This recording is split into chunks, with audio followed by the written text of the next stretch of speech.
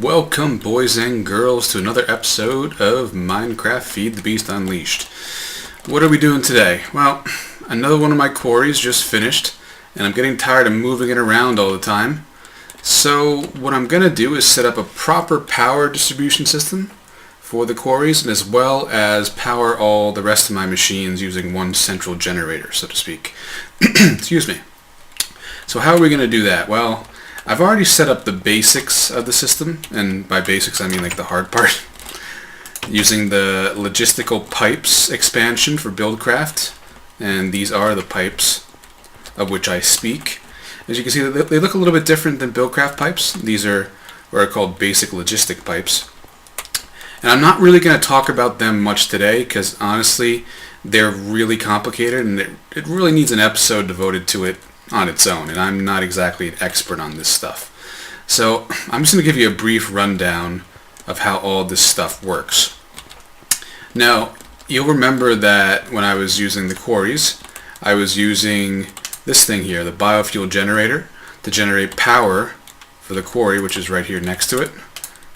And it's powered by a bioreactor. And the bioreactor accepts biological fuel, basically. I was using carrots and stuff like that, but it was a pain in the ass to, every hour or two I had to go and farm the carrots and then bring them down here and put them in. So I wanted an automated system, basically. And this automated system is going to take care of pretty much all my power needs, at least for the thermal expansion machines. And maybe in the future I'll hook it up and do a converter to use it for also industrial craft power, but I'm not really sure. But for now, it's going to power the quarry, and it's going to power my machines above it, the thermal expansion ones. So how does this thing work? Basically, instead of farming carrots or any sort of organic stuff and throwing it in the bioreactor manually, I have set up a system that fuels the bioreactor automatically. Now, over here, you'll see a pretty basic automated cactus farm. I mean, we've done these a million times.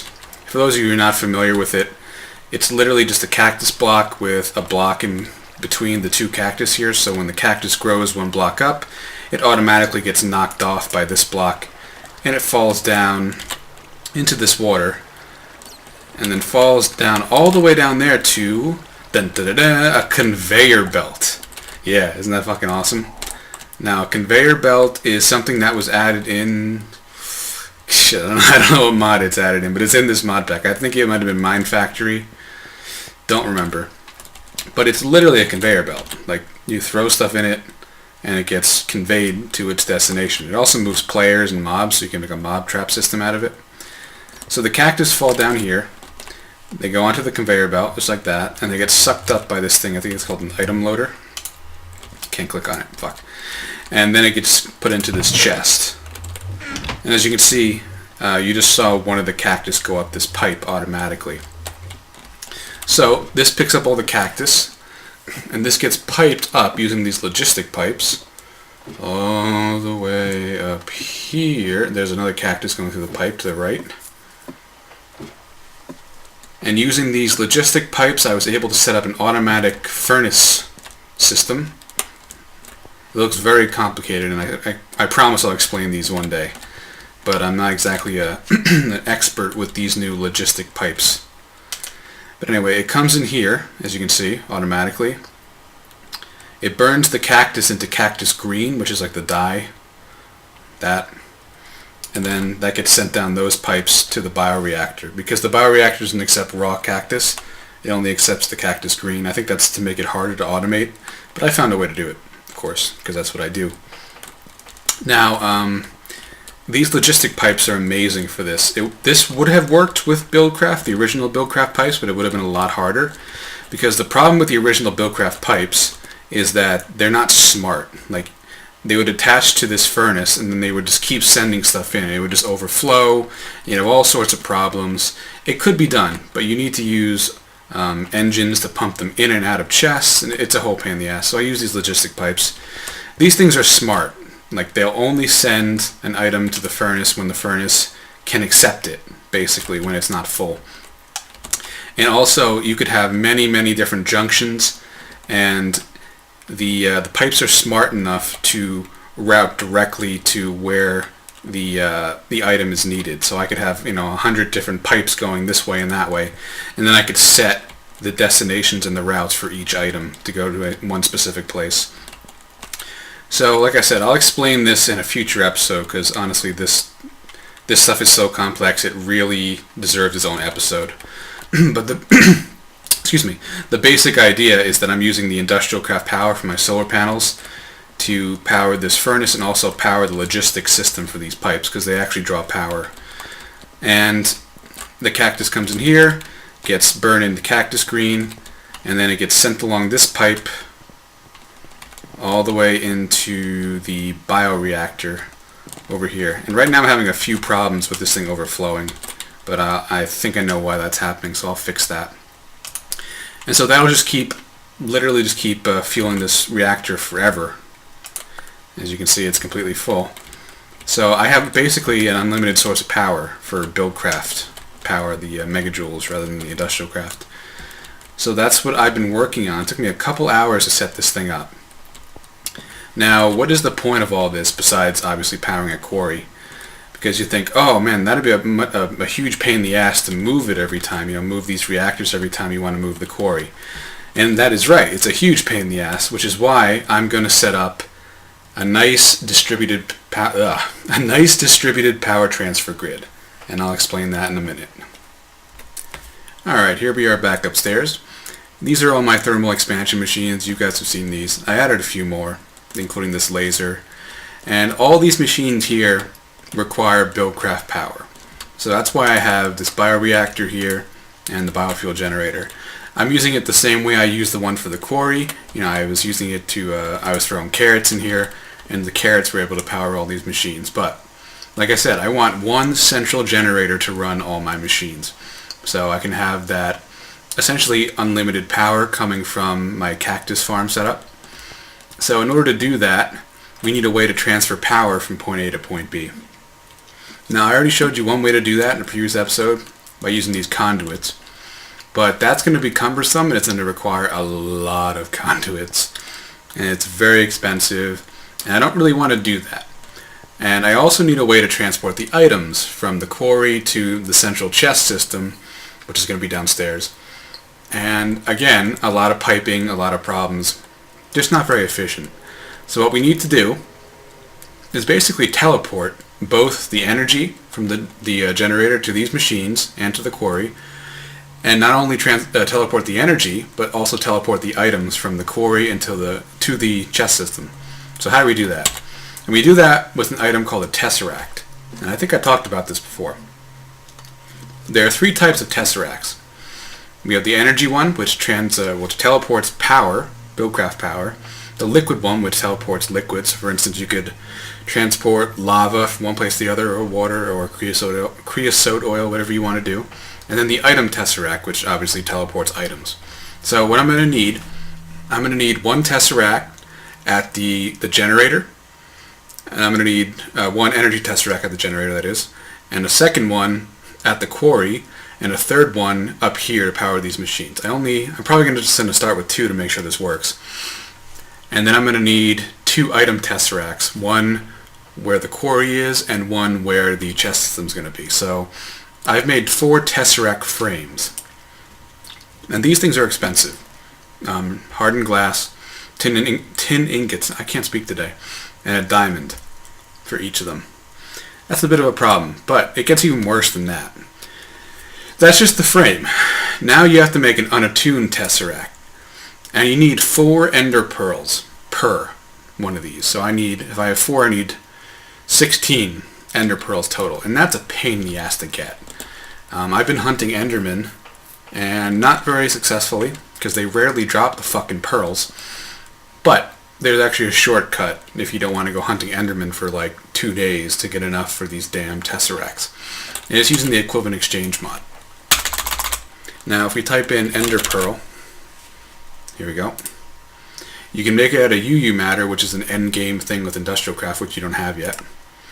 But you can also use what's called the minium stone to transmute iron into ender pearls. So to make the minium stone, it's 8 shards of minium which you actually just get from mob loot. You should be able to get that no problem. And there's this inert stone, which is made of gold, iron, and stone.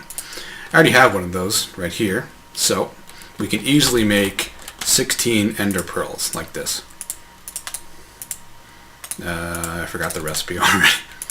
There we go. Okay. Now I have 16 ender pearls. Now once that's done, I have to fill the tesseract, tesseract frame, with this ender pearl stuff.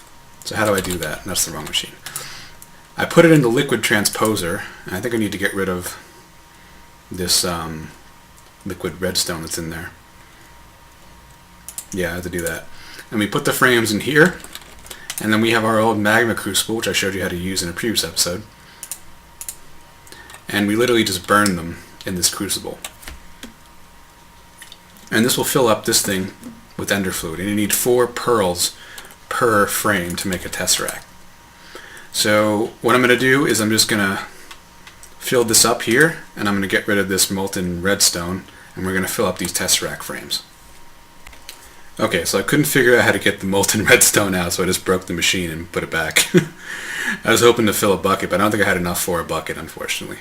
But you can see now the molten ender, it's called, from the ender pearls, is filling up in the liquid transposer.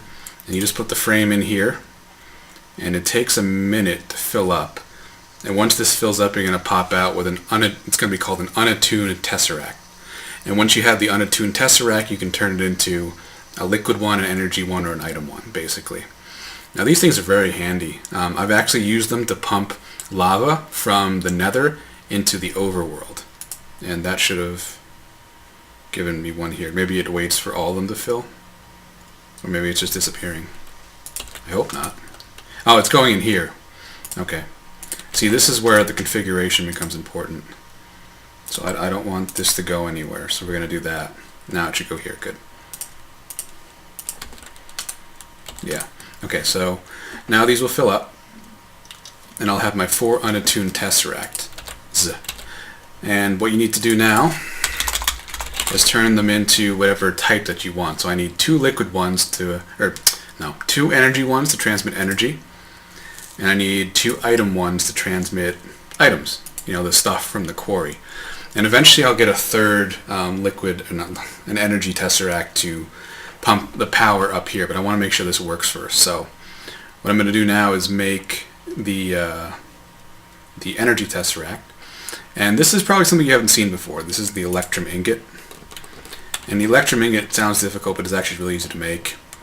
Once you pulverize gold and silver, or you macerate it, either one, you can use a thermal expansion or industrial craft, you'll get your gold dust, and then you'll have some silver dust, I'm assuming. I don't think I have any, actually.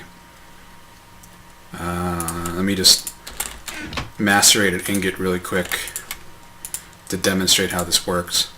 And once you have an ingot, you could turn it back into dust, so don't worry about keeping dust around all the time. I usually keep one stack of dust for each ore, just lying around, just for convenience. Come on. Come on. Okay. And then you just do this. Silver dust, gold dust, electrum blend.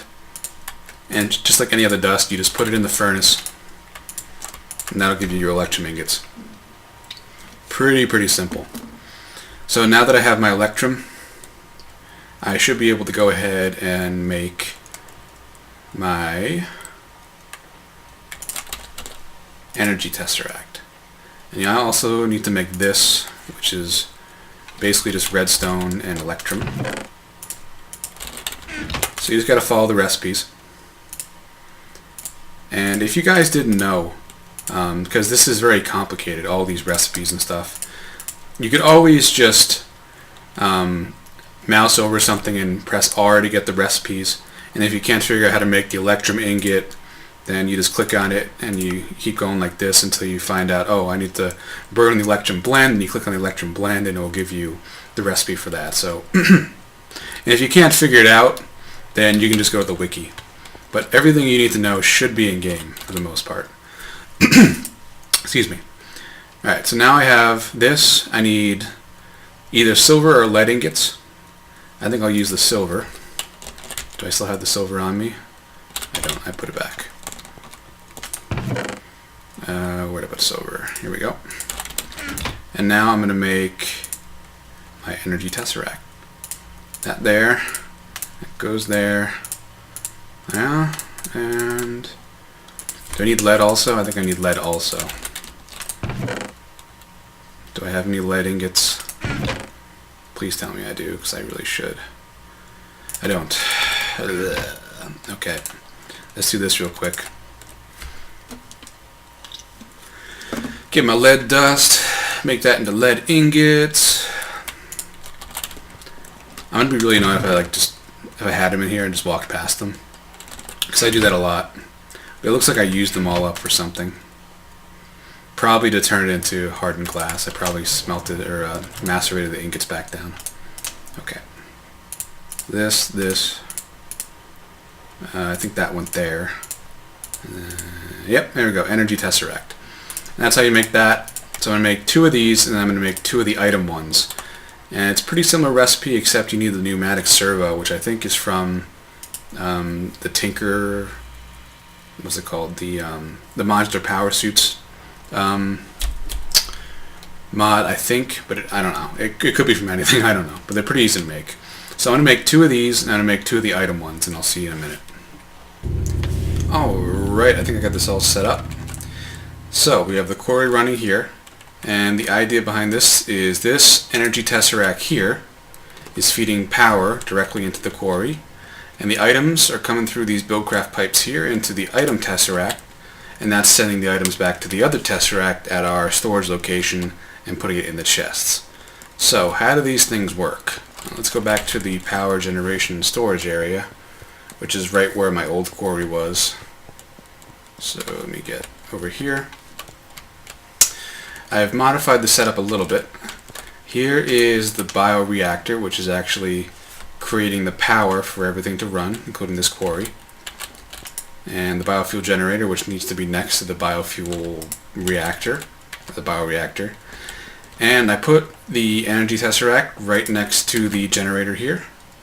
And how do these work? Okay, so they work on frequencies.